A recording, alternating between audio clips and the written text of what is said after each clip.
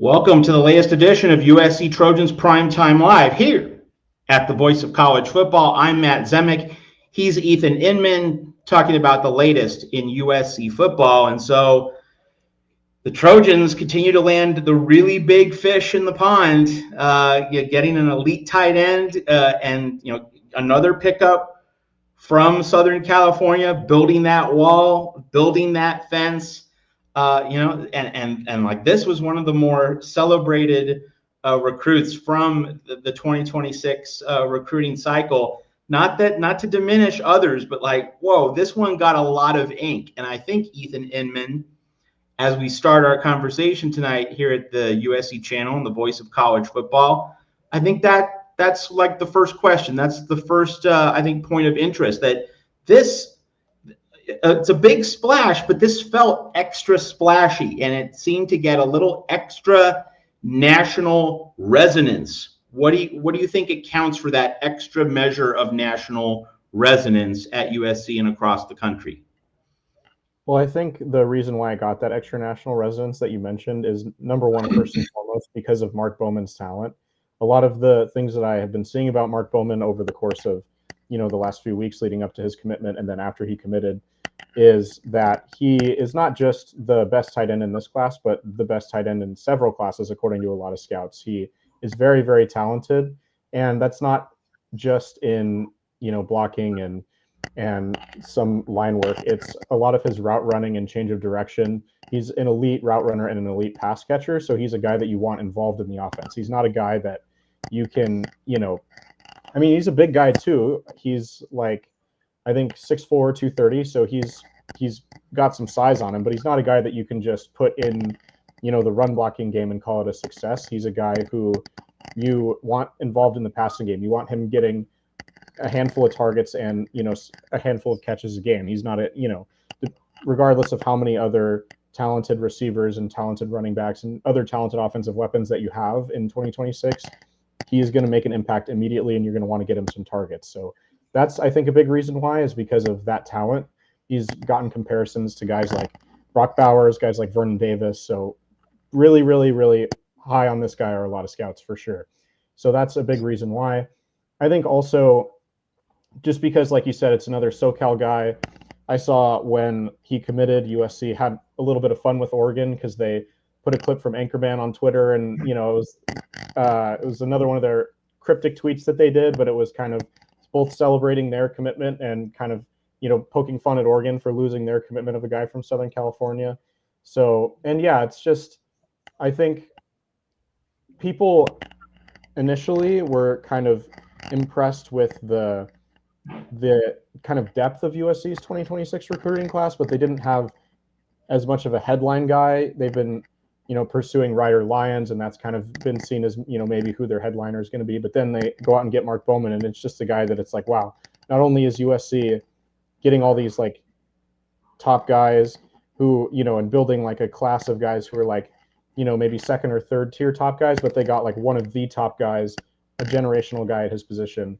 And so, yeah, I think that put a lot of people on notice who before were like, yeah, USC, they've had some early success, but it's just, it's going to even out, and some of the bigger fish in the current college football world are going to get some of the bigger guys and later in the cycle, and then USC is going to follow the boards. But I think this shows that they're kind of here to stay in that regard. My follow-up, Ethan, would be this. If Mark Bowman is this spectacular a prospect, and he's a tight end, like he's not being hyped up because he's a good blocker, all right? I mean, and not to say or suggest that blocking is not a really important part of what a tight end brings to the table. But like, if you're a tight end and you're getting this much pub, I mean, this means like you're going to be, Jay Novacek, you're going to be Brent Jones, you're going to be, a real downfield stud. And so my follow-up would be, is the hype just basically kind of a bigger or more expanded version of what happened with Deuce Robinson? Because Deuce Robinson was pretty celebrated as kind of a hybrid tight end, who could be a downfield pass catcher. What's the contrast, or perhaps what's the perspective, the context in terms of, sizing up Mark Bowman relative to Deuce Robinson, who, came to USC heralded as, this really dynamic potential playmaker. And we caught flashes of it, but we didn't get like the full meal deal. So Mark Bowman, it just seems so solid in terms of the industry consensus that he is the real deal. So just offer some context and perspective in terms of those two prospects. I think that Deuce Robinson's an interesting scenario because I don't know if we really knew what to do with Deuce Robinson. And I don't even know if Deuce Robinson really knew himself what he was doing. I mean, don't get me wrong, Deuce Robinson, incredible athlete, great football player. Like you said, showed flashes, had a couple of really long catches, a couple of really great catches. Showed flashes that he could be a number one guy. But I think he came in as a tight end, ended up switching to wide receiver. He was also playing baseball. This past summer, I covered the California Collegiate League, and he was playing collegiate summer baseball over the summer. He wasn't playing football. He was focused on playing baseball. So I just think like he still had a little bit of figuring out who he was and what he wanted to do. And, USC also didn't really know who he was and what he wanted to do. And so it just kind of fell apart. And, maybe he ended up figuring out that what he wanted to do was go to Florida State, which is unfortunate for USC. But I think with Mark Bowman, it's a little bit more clear. I mean, this is a guy who, is like we said, like not a generational, but a guy who is, one of the more impressive tight end talents in the last several years. And so I don't think he's, kind of deceived about what he's good at. He's good at playing tight end.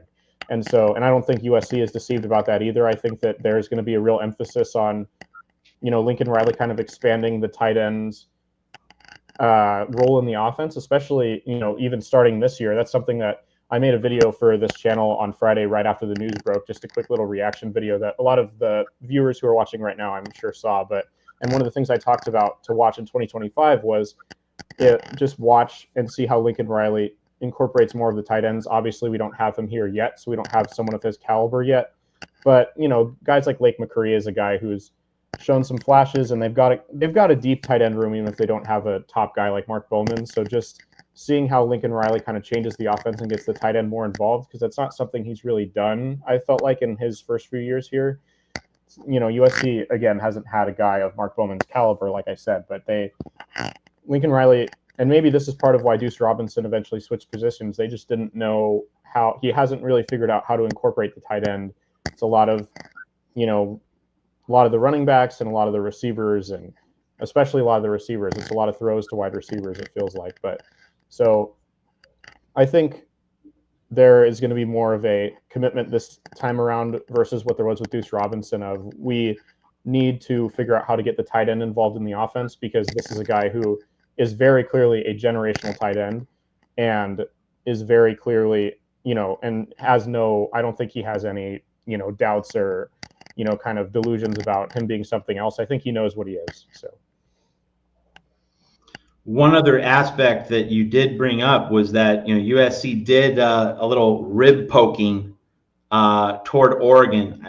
That I would have to think that that's another significant piece of the story and why it resonated as deeply as it did within the USC community, and why it resonated as widely as it did among industry recruiting analysts across the country. I think a question our USC audience would be really interested in getting more context on here at the Voice of College Football, Ethan, is like, what does it look like, or perhaps what's the measuring stick, the marker of USC gaining so much leverage and stature relative to Oregon that you can say, like, something significant has really turned? I mean, obviously we know USC has its act together now, which is its own reward. It's its own positive development.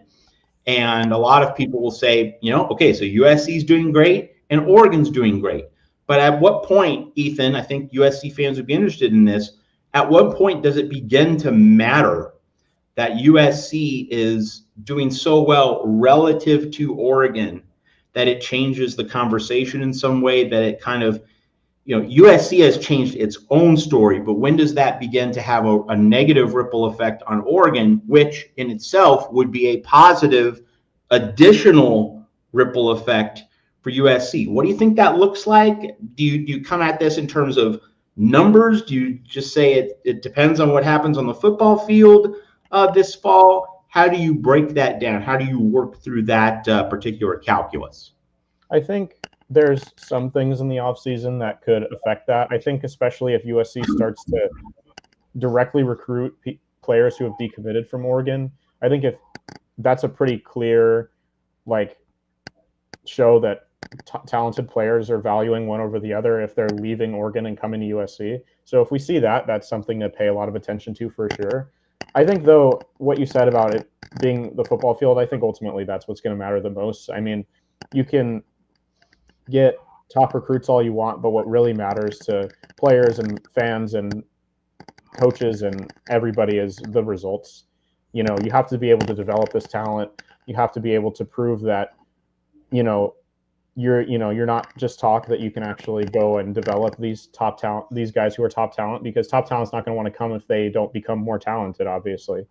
So I think it's going to, and if they can't win, because a lot of the most talented football players in the country are as talented as they are because they're competitive and they, strive to be the best every single day and put in that extra work that their peers don't quite care about putting in as much of. So I think, it comes down to winning football games. And if USC has a much better season, then the conversation intensifies. And if USC puts together a much better couple of seasons, and the conversation really intensifies. And like I said, a few off-season things that could affect the conversation as well, but I think it is going to mostly matter when it comes to actually playing the football games. All right, so on the heels of our Mark Bowman conversation, there's something very interesting you pointed out before we went on the air for this show. Lincoln Riley making the comment. He said several things, but the snippet that really caught my attention is, he said, we were behind, we've been behind. And it brings up the question, about the past 2 years, is that, did Lincoln Riley really know USC was behind the whole time? I mean, I know that in terms of facilities, that was still in progress. That wasn't, some things had not been finalized. USC was certainly behind in some ways, but there's a part of me that's really angry at Lincoln Riley.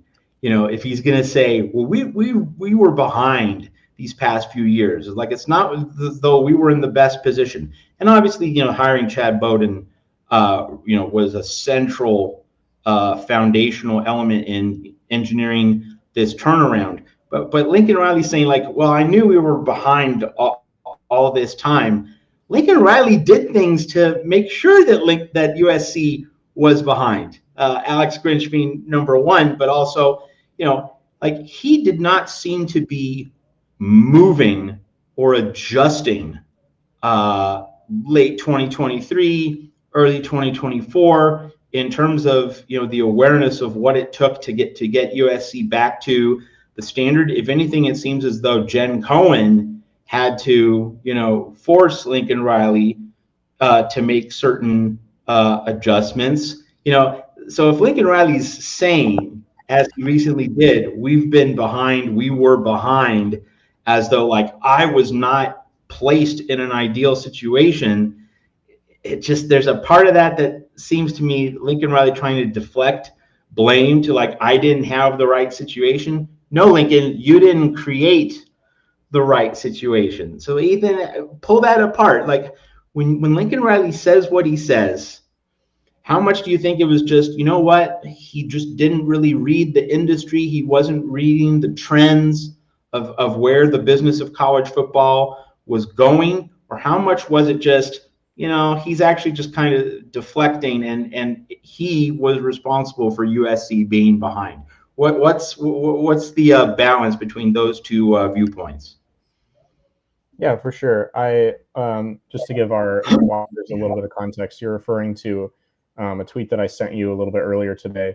that was tweeted out by Pete Nakos of On3, where he said USC has the #1 recruiting class in 2026. That's come together with a top NIL budget, but it's taken Lincoln Riley 3 years to get here, he tells at On3 Sports. We were very behind. More recruits want to come here because they see what's happening and they see that USC is... Sorry, I'm not seeing the last part of it. They see that USC is taking this seriously, that this is not one of those things where it's a bunch of hollow promises. So I think first and foremost, yes, it's a little frustrating. I think Lincoln Riley probably missed a little bit how behind USC was, because Lincoln Riley himself wasn't behind. He was coming to USC at a time where he was very much ahead of a lot of the college football world, coming off of so many college football playoff appearances and developing Heisman quarterbacks. And he even brought over a guy who would win the Heisman the very first year here, and then brought over a lot of talent that was committed to Oklahoma. And so he, I think, probably felt like he could just kind of on his own take his Oklahoma program and kind of put it at USC. And then, because I mean, it's not an entirely crazy thing to think, especially if you're going to a place with similar culture. Like if Nick Saban came out of retirement and was hired anywhere, it would become, Nick Saban football. It's not like Nick Saban would like change his ways entirely because he's coaching at the University of Washington or something. Like he would do what he's been doing for so many years. I think, though, what the difference with Lincoln Riley is that he was a lot younger, and we've talked about how he inherited kind of the whole Bob Stoops setup at Oklahoma, where it was just, he was kind of handed a really great situation already. He didn't have to build that from the ground up necessarily. So he, maybe underestimated the work that it was going to take a little bit. So that's kind of one aspect of this. I think also something that this made me think of, because, a big emphasis in this tweet and in this article from On3 is the NIL budget. And I do think they probably got a big NIL boost after that first Lincoln Riley season that they didn't necessarily have before it, just because it's been, a decade and a half of mediocre USC football that fans were not very satisfied with. And fans don't want to just waste their money. And I think also, maybe fans had yet to see how directly their donations would affect getting some of these better players. And, in this new world of NIL, people weren't really sure how it worked. And so, maybe that had something to do with it, I suppose. And that is kind of what he's referring to here. I just think, it comes down to, I think, him being having a little bit of that smartest guy in the room syndrome that we've talked about, feeling a little bit like he was on top of the world after Oklahoma, and not realizing, despite, some of USC's history, because I'm sure when they hired him too, they kind of hyped up USC's history a lot and talked about how this was a great place to win and how this was going to be a great place for NIL and all of that stuff. And he was like, oh, great. This is an incredible program. They're going to pay me, however many millions of dollars to come out here and buy me this incredible house. And it's just going to be, and I'll get to do something meaningful because I get to turn around the program a little bit, but all the resources are there. So it'll be easy. I'll just have to put things in place, or whatever. And that obviously was not the reality. And he needed a little bit more help than just taking Oklahoma and putting it at USC, because they're two very different places. Do you think that, we've talked about Mike Bowman, being pushed out, he didn't resign. He didn't just leave of his own accord. He was pushed out for, inside the office, inappropriate behavior, professional decorum. And I know some USC fans think that was kind of bogus, but that point aside, I'm not trying to litigate or relitigate that point, but one thing we haven't talked about, Ethan, in terms of why USC was slow to respond to everything the past few years, which does play into Lincoln Riley being behind. Now, whether you blame Lincoln Riley for that or not, that's up for you to decide. But USC was behind. That is true. We're not debating that because USC was just caught flat-footed for a couple of years. We were all wondering. I mean, I did with Tim Prangley last year. Why is this house not in order? Well, the house is finally in order, but this was a multi-year restoration project. Shouldn't have had to happen at USC. But anyway, we've talked about Mike Bowman, Ethan. You and I have talked about it. You brought it up as a reason for why, and Jen Cohen needing to kind of get up to speed. Like she needed a year to acclimate to everything. And she finally, engineered the Chad Bowden hire, which has gotten things back on track finally at long last. But we haven't talked about Brandon Sosna. Didn't talk about him because he was Mike Bowman's right-hand man. And, so he didn't leave for any behavioral controversy. He went to the NFL. He just wanted to go in that direction, chart a new course in his career. How much can we assign not to Mike Bowman leaving in terms of these lost years of stagnation for USC? How much can we attribute to Brandon Sosna and maybe, a Sosna Bone Jen Cohen comparison? How does Brandon Sosna, in your estimation, fit into that larger picture, since that's a person we haven't really talked about over these past several weeks? I think anytime you lose a guy who's high up in your program, it's going to have an impact and you're going to have to figure out how to adjust. But yeah, when you lose two guys who are high up in your program, it's even more difficult because it's basically a complete overhaul. So I think that can explain some of the difficulties in 2023. But yeah, I think it's the fact that it's taken 2 years. I think if there would have been one down year, people would have been like, okay, 2022 schedule was easy. 2023's was a little bit more difficult. There was, just a lot of drop off on the offensive line, which turned into a big issue. And, but I think people got especially frustrated when USC was, kind of mediocre for a second consecutive year and was, especially losing some of those close games. And you can't really chalk, it's when you have bad luck in the fourth quarter so many times in a row, it starts to become a pattern instead of a coincidence. So I think that became really frustrating. But yeah, I think it's the transition period is something that you could use as an excuse if it was a 1 year, but once it starts to become 2 years, it's a little bit too long perhaps for that to be the sole reason or the main reason. All right, one other topic to get to before our mid-show 1 minute break. And that is Jakeem Stewart working out with Aaron Donald. And of course, if he's working out with Aaron Donald, we know that, in the background is Coach Henny, woof, woof, putting in that dog work and, having his ultimate superstar, in the room with, an elite USC recruit. So go through, what you see as the significance there. And because Jakeem Stewart is, such a heralded new addition to USC, I think that places some extra emphasis, some extra weight on what's happening with Aaron Donald and by extension with Coach Henny at USC.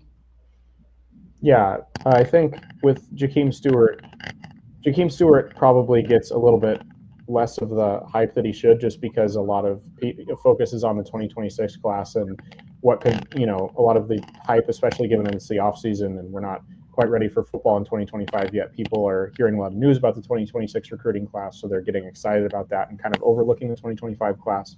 But Jakeem Stewart is, there's not a ton of guys in the 2025 class who match up with the guys that we're getting in 2026, but Jakeem Stewart is definitely one of them.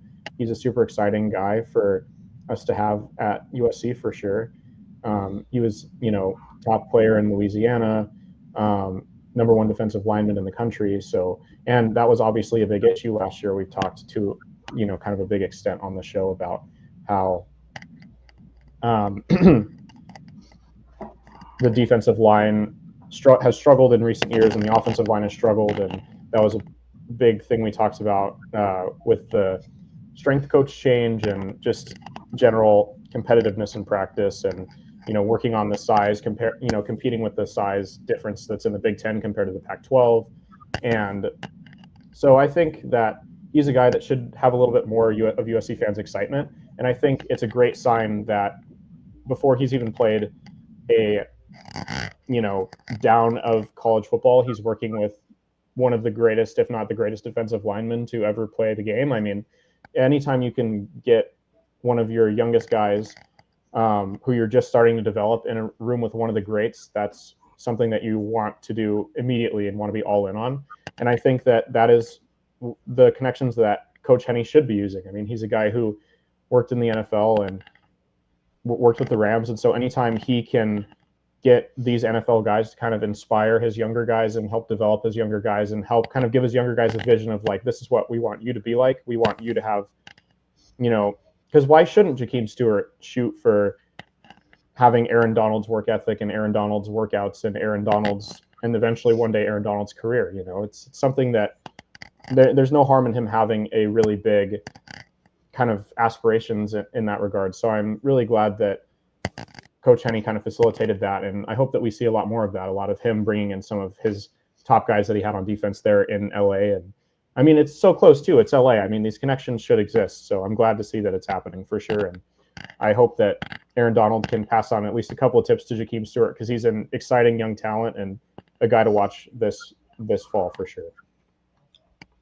So in terms of USC's 2025 team, and folks, obviously we're going to be discussing more about the 2025 season as we go along. It's pretty slow right now, and of course, the main story surrounding USC football this year has not been 2025. It's been the 2026 recruiting class. So, like on an objective level, just like in terms of news value of stories, items pertaining to the 2025 team roster season, they just haven't gained top billing. But we assure you, we're going to be talking about 2025 as we get into the summer, as we get into late June, early July. We have Big Ten Media Days in the middle of July, so just over like 5-6 weeks from now, and like then it'll feel like the 2025 season. But for now, we've still been talking mostly about 2026, but Ethan, let's now get into a 2025 talking point with Jakeem Stewart. And that talking point is this. USC did not have an especially good defense in 2022, but for all the weaknesses of that 2022 defense, you did have a home wrecker, Tuli Pelotu. Like, you did have one guy who was an absolute beast. And USC does not make the Pac-12 championship game. It doesn't make a New Year's Six bowl without Tuli Pelotu being a dude, a dog for that team. So the comparison, I think you can see where this is going, is like, in order for 2025 USC to reach its goals, to be really good, to be in the mix for big prizes at the end of the season, are we looking at a situation where USC is going to need Jakeem Stewart to be an absolute beast, an absolute tornado up front? Or is it a matter of, it has to be everybody contributing. It has to take a village, because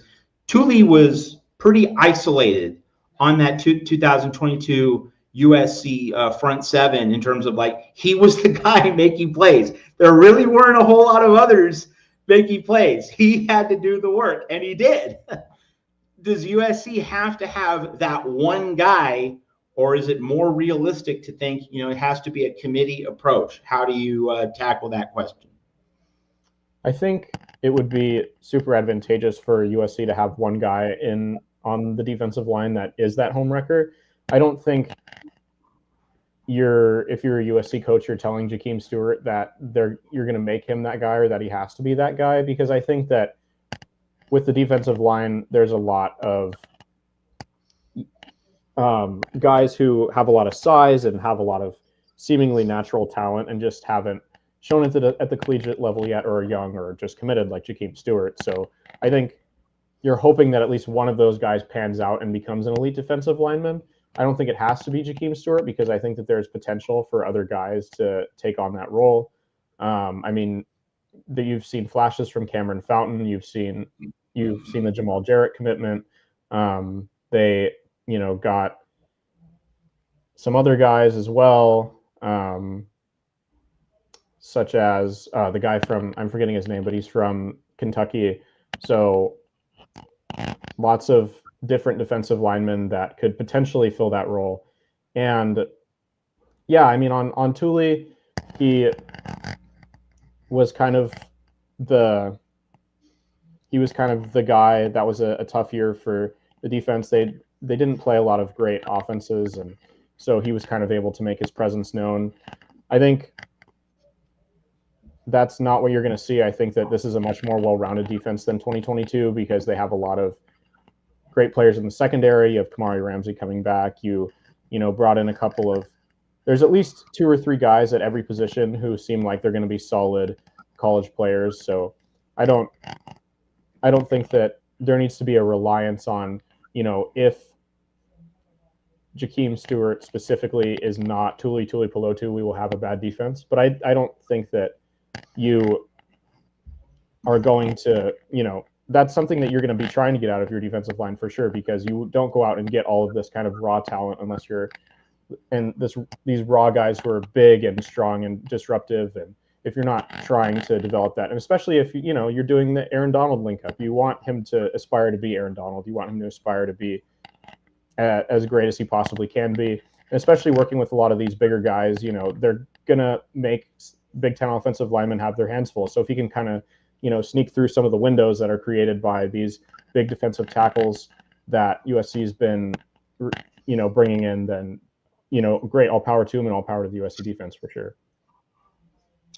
Now, one of the things that often comes up necessarily, appropriately, about stud pass rushers and just studs on the defensive line in general is that the stat sheet might not always tell the story, and that this point is readily obvious to anyone who follows football fairly closely, and that is simply that if a guy is excellent up front on the defensive line, he's going to get double teamed a lot. He's going to draw a lot of attention. He might not stuff the stat sheet, but if he's soaking up double teams, if he's drawing 2 bodies, that's going to free up someone else. Ethan Inman, if you had to point to someone else on the USC defensive line, a player who might be in position to uniquely benefit from Jakeem Stewart. And this is, of course, if Jakeem Stewart is able to make that instant substantial impact. Who do you think it would be? Like who in terms of, if you we're not at preseason camp. Obviously, when we get into August, we're going to see how guys are on the practice field. So, but this is June, right? This is talking season. This is when we can throw stuff against the wall to a certain extent without it having to mean too much, unless we decide to foolishly, call our shot right now instead of, waiting until preseason camp. But so it's talking season, it's early June, but if you had a lean right now to a non-Jakeem Stewart player up front who can really benefit on USC defensive line, what do you think your call would be? I think I'd be looking at Keyshawn Silver, which he's the guy whose name I forgot a second ago. I apologize. The Kentucky guy. The guy who came out of Kentucky, absolutely. Yeah. And the reason why I lean him is just because he's big. He's 6'4", 331. He comes from Kentucky, like we said. He's got a lot of experience. He's a redshirt senior now, so he kind of knows what it takes to be at the collegiate level. And I just think that, especially if they're focusing on Jakeem Stewart, he's a defensive end. They're going to focus a lot more attention on the outside. It's going to allow a guy like Keyshawn Silver to kind of squeeze through the middle if the guard and the tackle are both focused on Jakeem Stewart. So, and that'll be really helpful in the run game too, obviously, because the reason why you get those big tackles is to stop the run. So that would be ideal, because a lot of the frustration last year was not giving up big pass plays necessarily, but giving up big run plays to teams like Michigan at the end of the game. So you want guys in the middle who are, not only look big and intimidating, but actually get to the runners in the backfield and, consistently plug up the middle of the line, because guys shouldn't be able to just run up the middle and run 80 yards for a touchdown, in a big game like the Michigan game or games like that. So I would hope that guys like Keyshawn Silver are going to benefit. All right, folks, we have more USC football talk on the other side, but we need to pay our bills here at the Voice of College Football. Here's a 1-minute advertisement from one of our sponsors. We'll see you on the other side. You can make a difference here at the Voice of College Football. Use the Amazon link. Financially contribute to the Voice of College Football without spending a penny. Same shopping experience. It's easy. Go to any video on any channel. Go to the description section and grab the link right next to the capital letters that say Amazon. Use that link and Amazon will instantaneously convert to your account, settings, history, everything intact, just like whatever link you use right now. No difference. Pay no attention to the product that you see right there. Just go search what you want. Don't forget the Amazon link. Thank you for your support. Sincerely, the Voice of College Football. All right, so thanks for enduring that advertisement. But again, we need to pay our bills, and you do want to support what Mark Rogers is doing here at the Voice of College Football. So thanks for your patience there. So Ethan, another news item. It's not hot off the presses. It's been circulating for a week and a half or so, but we got some start times, got some kickoff times, got some network assignments for the first 4 weeks of the season, also some mid-season notes as well. So USC's first 2 games, the cupcakes, let's just call them what they are, they're cupcakes. They're both 4:30 kickoffs in the Coliseum on August 30 and then on September 7. So Ethan, I've had this conversation with Tim Prangley. I've had this conversation with other USC fans, but where do you come down in terms of, in early in the season, do you have a preferred start time for a USC home game, regardless of what time of year? Does that change early in the season compared to the middle of the season compared to late in the season? Let's just go through that one right off the top. I think, first of all, it could have been worse. It's not perfect. I think I would have liked it a little bit later, more like a 5:30 or a 6 p.m. start time, especially earlier when it's still light outside. But you don't want to be playing during the day in August and September. So at least it's not like a 1 p.m. or a 3 p.m. or something like that. It's it's towards the end of the heat of the afternoon, so it'll be a little unfortunate for the players that have to warm up at 3 p.m., 3:30 p.m. But for the fans, it's not entirely horrible. I mean, if you're tailgating on campus all day, you're going to be in for a hot one, but it's not. The game itself, again, could be worse. And given that it's the cupcake games, it's not, I don't think, the end of the world that it's at 4:30. And so, yeah, I'm not super annoyed with that one. I think the one that I saw the most kind of uproar about from USC fans was moving the Northwestern game to Friday night. People really kind of always seem to feel insulted when USC is moved from Saturday to Friday. They want to see USC playing in the primetime slot and not being just kind of like a warm-up game for the weekend type of deal. And I think that says more about Northwestern, honestly, than it does about USC. It's not, a knock on USC that USC is playing a Friday night game, but they think that USC should be so box office that we're getting the Saturday night game or the Saturday games regardless of who our opponent is. And I kind of agree with that. And maybe in a couple of years we'll be back there. But yeah, I don't think anything that came out struck me as being particularly awful. The only early game was the away game, which was the Purdue game. I believe it's at 12:30. Let me double check. It's either 12 or 12. Yeah, 12:30.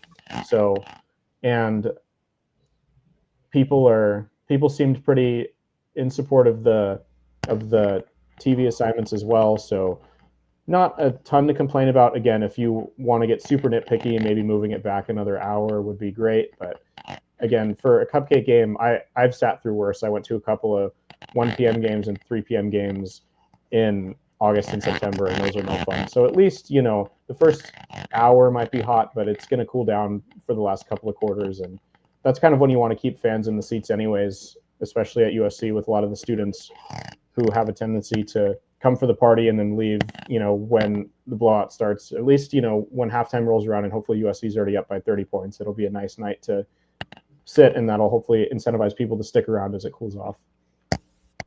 Would you prefer a 7 p.m. kickoff, or just for like late August through mid-September, or is like 5:30, at which you mentioned earlier, your sweet spot? I think people also tend to get annoyed when it's super late, just because it, is, being in LA at that late at night, people don't love doing that. And I think I personally am more of a fan of the 5:30, just pretty consistently across the board, no matter what time of year it is. But I can understand if people would rather 7 than 4:30. I wouldn't be against that at all. But it's not a big deal in my mind. But I have heard people who are not super big fans of the 7 p.m. start time because it's so late, and especially, they have to stay up really late, and if they are, trying to go to church the next morning, or, for whatever reason have to get up early on Sunday, it's not ideal to be getting back home at 11:30, midnight, even 1 a.m. if they're commuting from somewhere elsewhere in Southern California. So I think in my mind, 5:30 is kind of the ideal, 5:36, but yeah, I can see if somebody said 7 over 4:30, that's definitely not crazy, especially in August and September.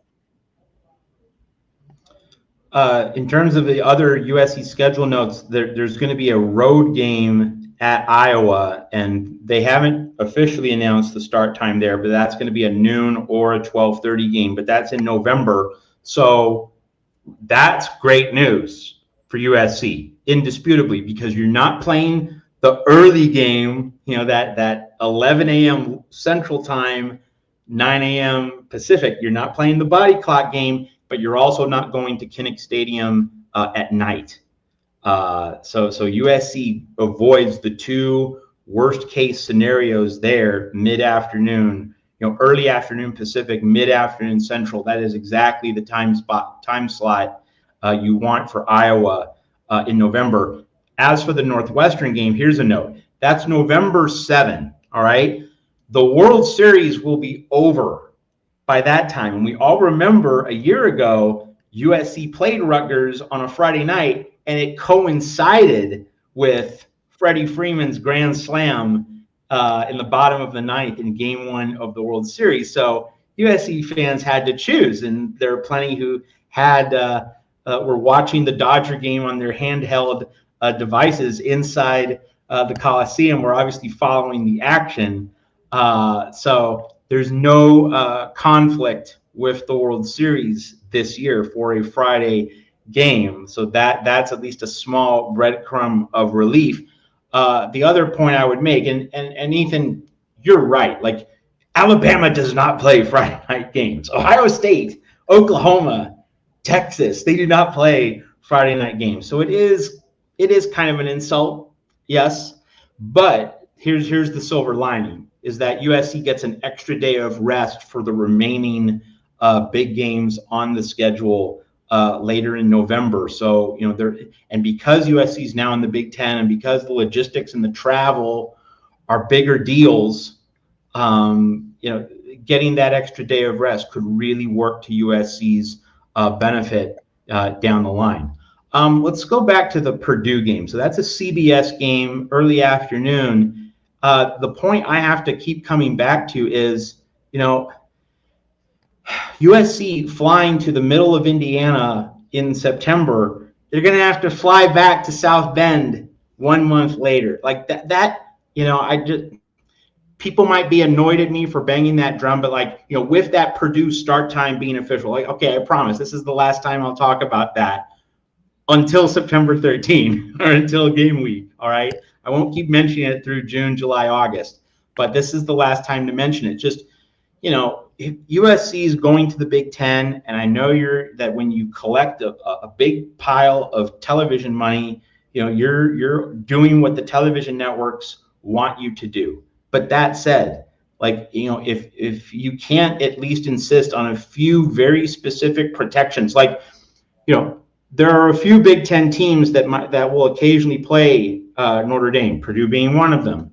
But if USC was going to say, hey, like we want membership, you would think, right, that USC would have been able to pound the table and say, all right, we have this unique thing going with Notre Dame, a thing that the other West Coast schools, UCLA, Washington, Oregon, don't have, a thing that most other Big Ten schools don't have. When we go to Notre Dame, we're playing Purdue or Indiana either the week before or the week after. I just think that when you consider how upset and worried USC is about its larger scheduling picture, like this was the 2-foot putt to win the Masters. This was the birdie tap in. Like this right here, this Purdue thing, Purdue or Indiana, like this should have been the most obvious schedule adjustment to make for the Big Ten, and the Big Ten was not there for USC. I'm pretty pissed, Ethan Inman. Yeah, and now you're kind of having to backtrack and instead try to get Notre Dame to move when they have all of the leverage in the world, and we're kind of talking about how they're winning the PR war in terms of this whole scheduling battle. And I saw another comment recently where Marcus Freeman came out and said, I want to play USC anytime, any place, every year. And it just kind of further, I was just like, man, like, who knows what's really going on behind the scenes, but they're really sure saying all the right things. They're kind of having the attitude that I want USC to have, where we're not scared of anybody. That's kind of what I think a lot of USC fans want to have. Because, obviously it's the current ecosystem of college football really benefits Notre Dame a lot, but USC is the kind of program historically who hasn't been afraid of anybody. So you want them to kind of step to that rivalry and not be so afraid of it. But anyway, I think, yeah, it's unfortunate that they're having to fight that battle now with Notre Dame and trying to get the Notre Dame game to move when, again, it's tradition. Like, you go to South Bend in October and then they come here at Thanksgiving. Like, that's how it's always been. So even trying to change that is a break of tradition, which is unfortunate. But yeah, it's annoying. It's clearly only because of the television rights. Like, Purdue's not going to be a great football team, and they're probably not going to be competitive against USC for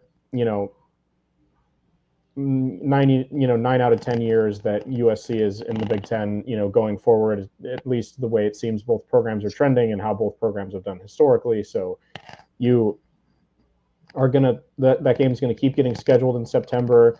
And if the Notre Dame rivalry continues, it's never going to align with it. And some years it'll be better than others because you'll get, the Purdue game at home, and then you'll get but then both games are at home, and then it doesn't matter. So I don't know. They should have figured it out.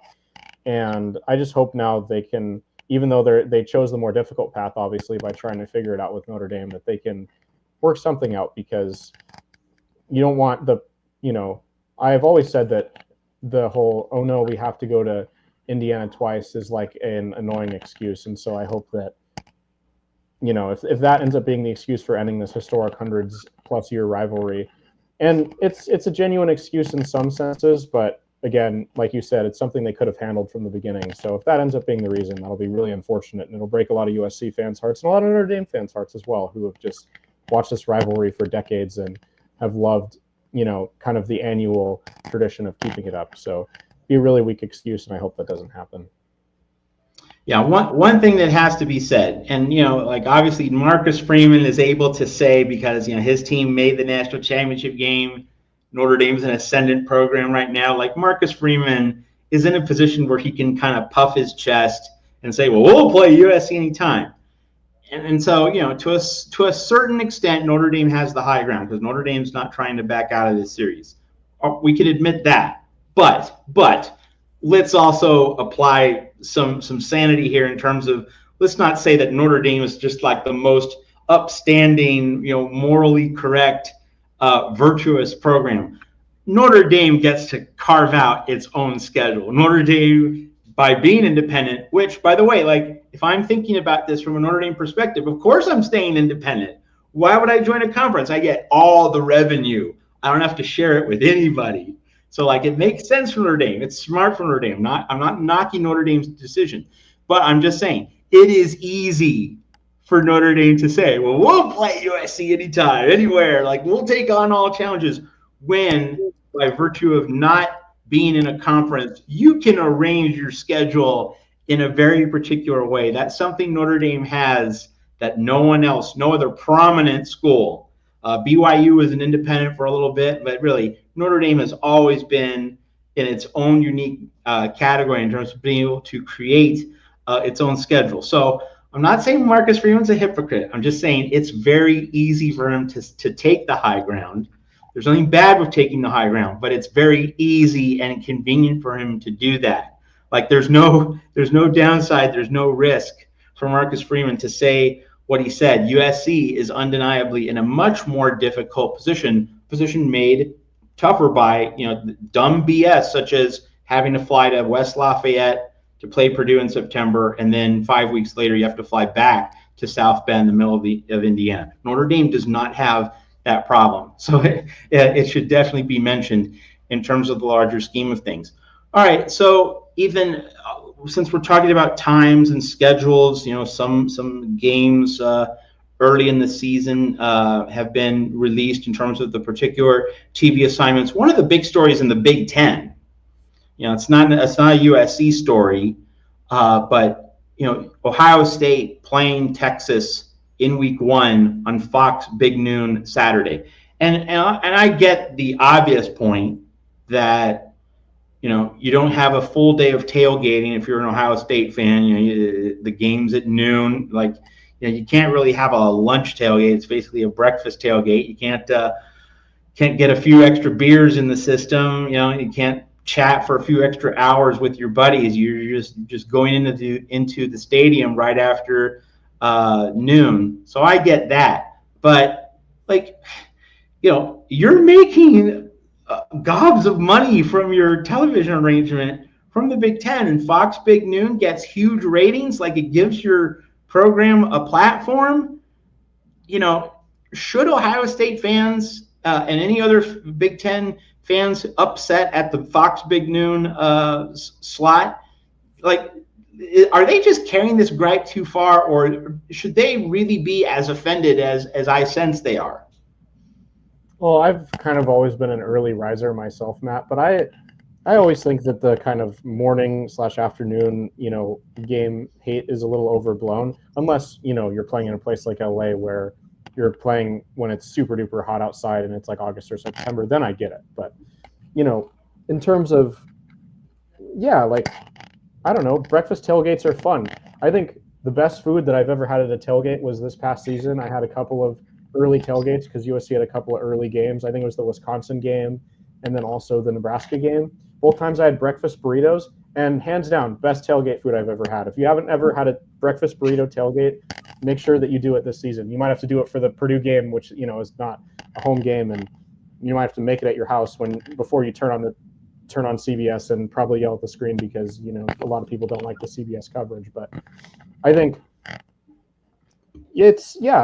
people kind of gripe a little bit too much, and I get the drinking argument. Nobody wants to, if that's what your excuse to drink is watching college football, you don't want to wake up at 6 a.m. to start putting beers in your system or whatever. But if you're an Ohio State fan or a Texas fan, you're probably overly confident that your team's going to win anyway, so you can plan your drinking for after your team wins. Obviously, that's not going to happen for both, but knowing Ohio State fans and knowing Longhorn fans, they're probably both feeling like 100% it's going to happen, so you can just plan it for after. Or you can drink because your team lost and you're trying to drown your sorrows, whatever. But just make some breakfast burritos and look at the bright side.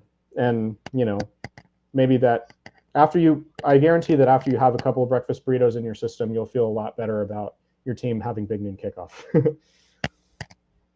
One of the interesting points that I make, because I think the anger is overblown. Now I do think that Ohio State and other Big Ten fans have a point where, all right, like, we can't be on Big Noon like 4 or 5 times. That part I get. Like, it should be a little bit more of a mixed profile. You should get some 3:30 Eastern slots as well as some of the primetime slots. That point I get. Like, there should be a bit of balance, and it is a little bit imbalanced. Like, that to me is the argument I like from the Ohio State fan base, from the Ohio State point of view. But on a more specific individual level, like having a big game, a huge game in the early noon window, noon Eastern, 9 a.m. Pacific window, like isn't that supposed to be part of what makes college football great? Yep. Like you get this huge game. First off, you're not waiting all day for it, and like you already have your electric moment. And the other thing is, like most noon Eastern games aren't great. So to have one really big game, it anchors that window because you know there are always going to be multiple 3:30 games of significance. There are always going to be multiple 7:30, 8 p.m. Eastern games of significance. You know that there are going to be several really good college football games competing against each other in those mid-afternoon and primetime windows. So it's good to get a big game early. You don't want all of the product to be at night, and frankly, you can't have all of the product in prime time. You know, like the NFL, like the Fox America's Game of the Week, you know, the 425, you know, either the NFC East or the 49ers, Chiefs, Bills, you know, whatever, the biggest teams in the NFL. Like the big NFL game is the 425 game, also the Sunday night football game. But college football distinguishes itself from the NFL by having a huge game at noon. You know, that makes college football different, and you get big game number 1, big game number 2 at 3:30, big game number 3 in prime time. So I get Ohio State fans not wanting like 4 or 5 big noons. I sympathize with Ohio State fans there, but like the really big king size games being at noon, like Texas Oklahoma has been a noon game a large percentage of the time over the past 15, 20 years.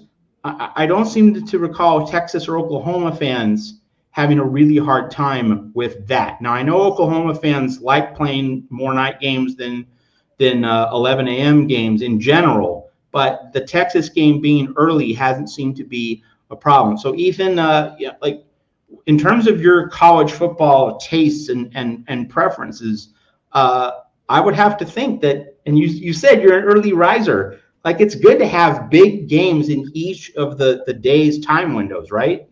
Yeah, absolutely. I think that you said it's kind of part of what distinguishes college football from the NFL, and I think that that's absolutely right. I have always felt like college football is a more like spend your entire day watching games. It's more suited for that than the NFL.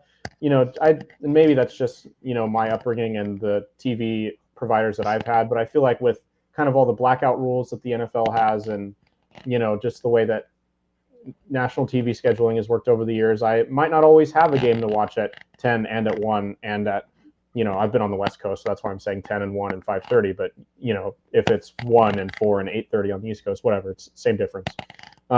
Whereas with college football, like there's always something nationally televised on all the time, just because there's so many games going on. So there's never a dull moment on a Saturday.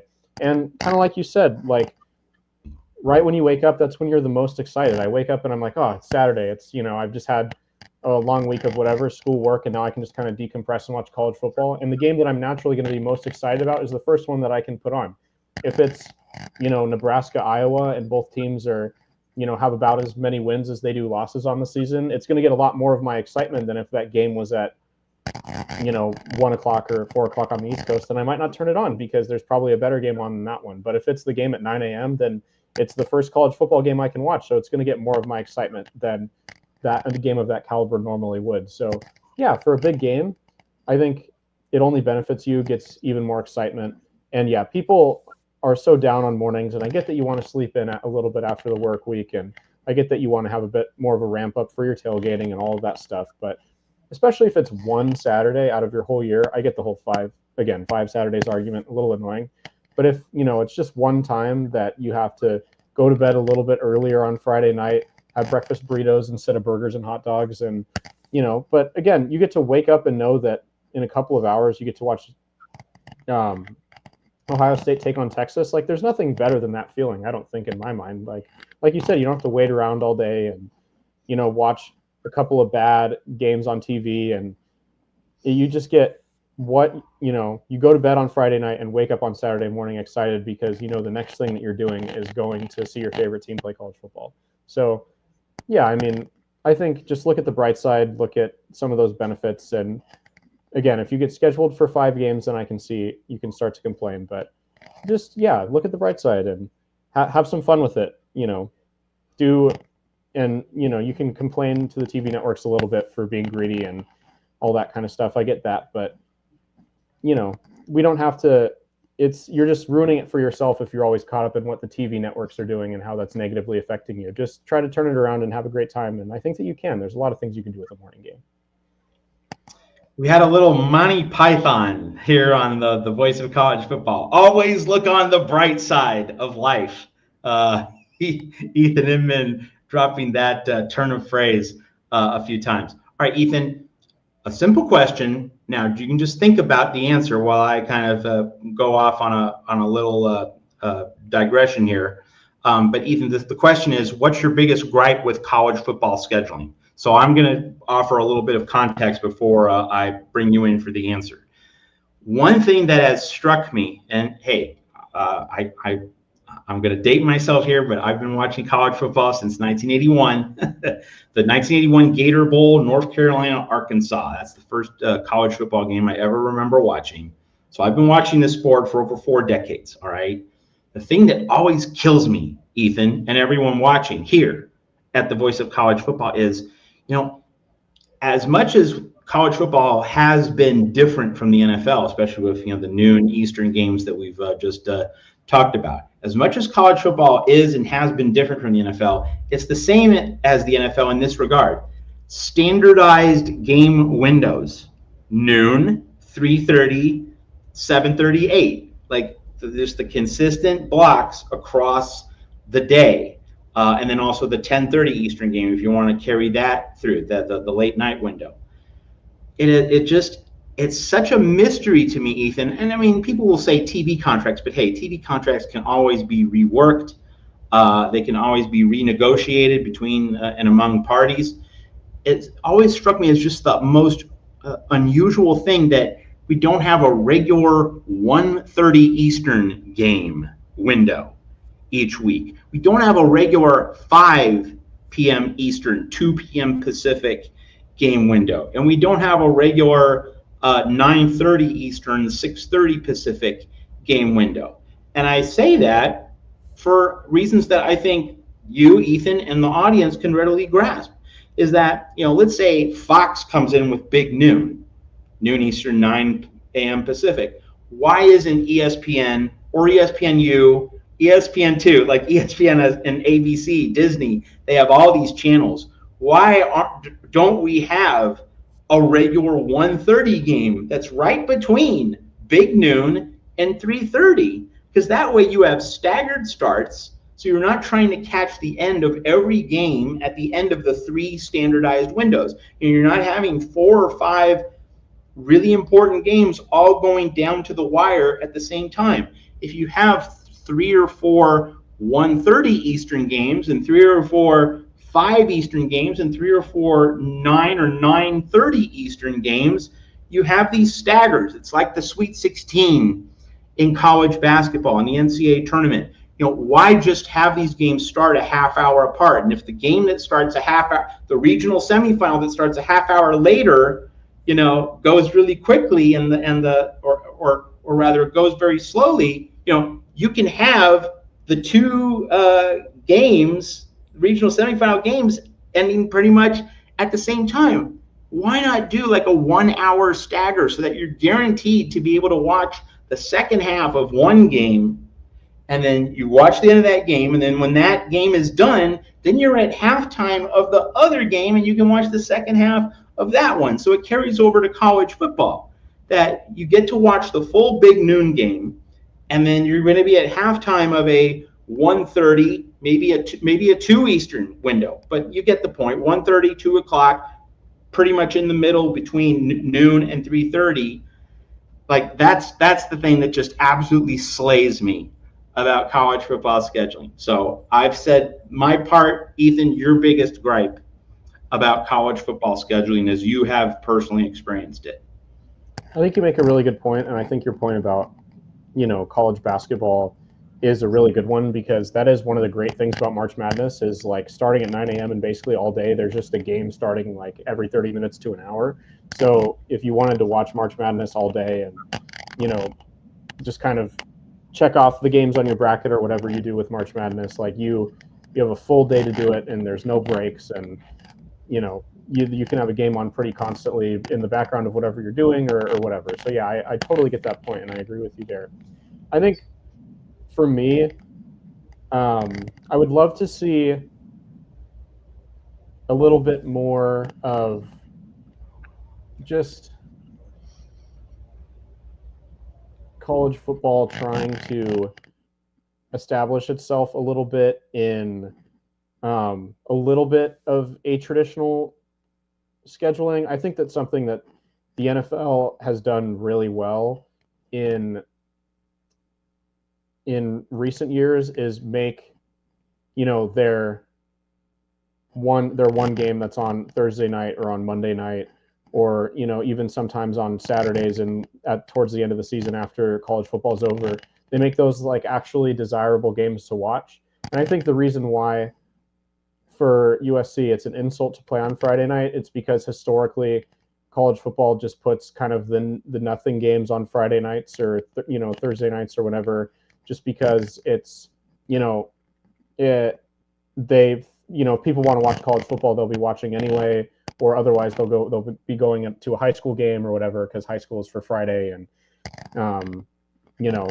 college is for Saturday and the NFL is for Sunday.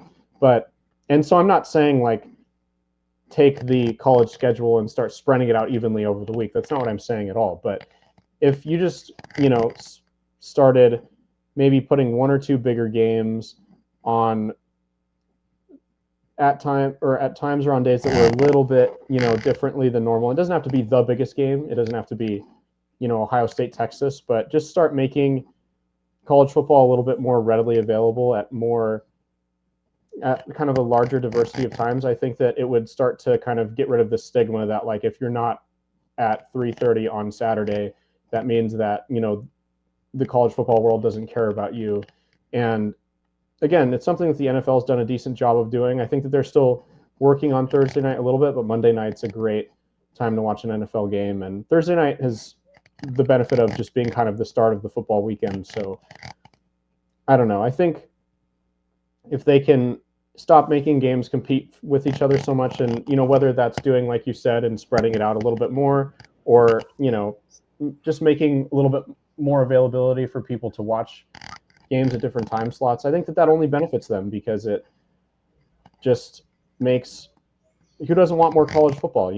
If there's 3 games at 3:30, then you can't watch all 3 games. But if there's a game at 3:30 and a game, one of the great things about the Hawaii football program is their games are always so late. So if people want to stay up really late and watch college football, like it's not an ideal time to watch college football by any means, but people still love it, because if they just feel, if they haven't gotten their fill, there's still one more game that starts at 8 p.m., 9 p.m., whenever it starts. So I don't think that people would respond entirely negatively to a little bit more atypical scheduling. But again, nothing crazy, just a little bit more experimentation and a little bit more of fleshing that out to be something that's actually a good thing and actually gets more eyes on your game and is not an insult.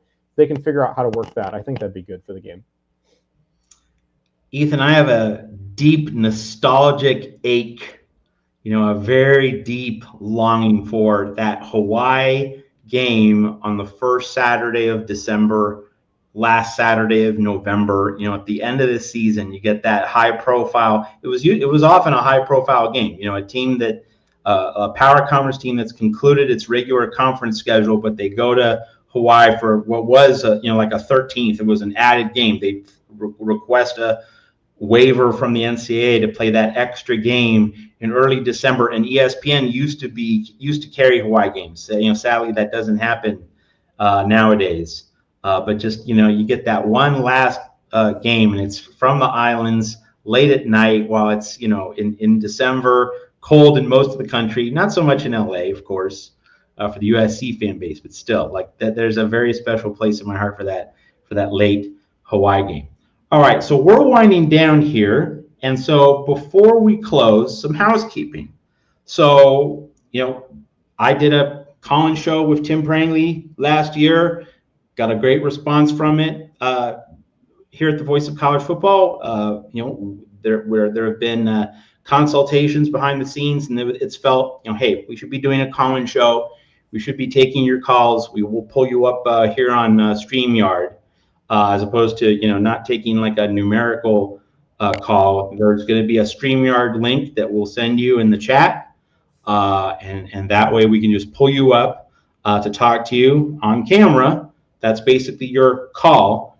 So we're going to be, Ethan and I will deal with the news of the week, the first 20 to 30 minutes, but then the rest of the show will be taking your calls. And so we're moving our show to Thursday. That's going to be the summer home for the USC Trojans Primetime Live call-in show with Ethan Inman and myself, Matt Zemek. So just take note of that. Next week, we're going to be migrating over to Thursday.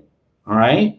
So, we're going to be taking your calls. So that will help us get through the month of June, early July, until Big Ten Media Days, when we will begin to get real news items as part of, the football season news cycle. So we really look forward to taking your calls next week. And again, as you can see down there on the note, moving to Thursday, 10 Eastern, 7 Pacific out in the West. So just take note of that. Tell your friends that USC Trojans Primetime Live moving to Thursday, and we're going to be taking your calls on the back end of each and every show. So for Ethan Inman, this is Matt Zemek. Thanks for watching here at the Voice of College Football. We will see you next Thursday. That's June 12th. We'll see you next Thursday. Until then, fight on.